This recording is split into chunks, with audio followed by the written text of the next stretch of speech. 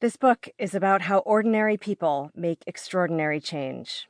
It's not about politicians or CEOs of large companies who are already bestowed with enormous power and responsibility. It's about how your teammates, your neighbors, and you yourself can mobilize the people around you to bring your visions to life. So how does that happen? 5 minutes after 19-year-old Manal Rostam switched seats with her cousin on a bus from Cairo to the Red Sea, the bus blew a tire and swerved into the desert, rolling over 3 times. Manal was okay, but her cousin Mohammed was instantly paralyzed. He died 3 weeks later. This shook Manal to her core. Her faith helped her cope with her grief and trauma, and although she had been only moderately religious before the accident, the experience strengthened her relationship to Islam.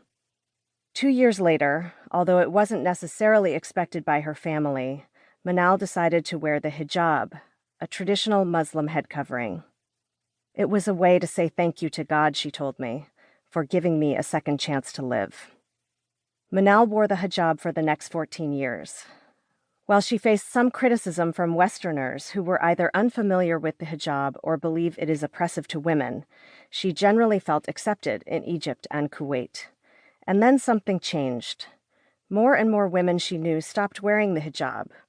Anti-hijab articles started appearing in the media, and in Dubai, where she lived, Muslim women in hijab faced criticism and were not allowed into some public spaces. Manal didn't judge others negatively for choosing not to wear the hijab, but she felt for herself and many other women that wearing the hijab provided a sense of connection to their faith. I had a moment of epiphany, she said. If I was to give in and just follow the crowd, then how would anything change? I felt like a dead fish who was just going to go with the flow, but then I decided I wanted to go against the current. I wasn't a dead fish. In 2014, Manal started a community of women to support each other through a group on Facebook called Surviving Hijab, a name she chose because that's what she felt she was trying to do. That night in April, she invited 80 women, mainly her friends and family, into the group. When she woke up, she found the group already had 500 members.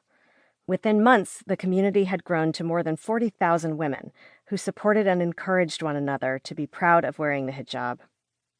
Today, just 3 years later, Surviving Hijab is nearing 600,000 women from around the world and clearly fills a need for hijabi women to have a supportive community.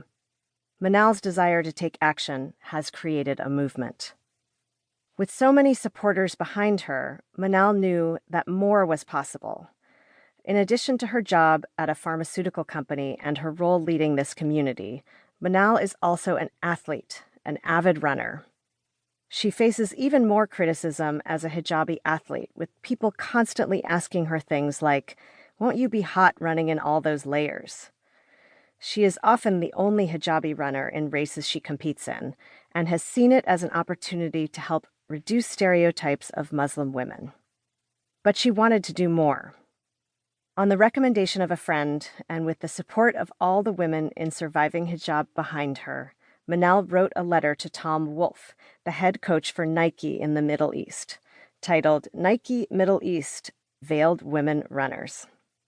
In it, she described her community of women and how she wanted to empower them to be active and to do sports, even in the hijab.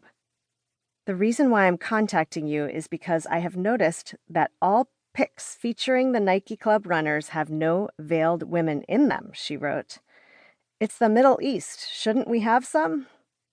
When she hit send, she was terrified. But her terror was unjustified. Not only did Tom reply, he said, "Thank you for your email. Its timing is perfect, and I have been having similar conversations with the Nike team here. How are you set to meet at 3 p.m. tomorrow?" Of course, Manal agreed. And just 2 months later, in January 2015, Manal became the first hijabi woman featured in a Nike ad campaign. In March 2015, Nike invited Manal to become the first coach of an all-women's running club in Dubai. And finally, in March 2017, Manal was invited to Nike headquarters in Dubai for a big surprise. The company was announcing Nike Pro Hijab, a line of athletic wear for hijabi women that would launch in early 2018. When she heard the news, Manal says she broke down in tears for every struggle that she'd read about on surviving hijab. It was magical, she told me. It was the first time that a multinational brand said they would cater to this segment of Muslim women. That swoosh gives us power.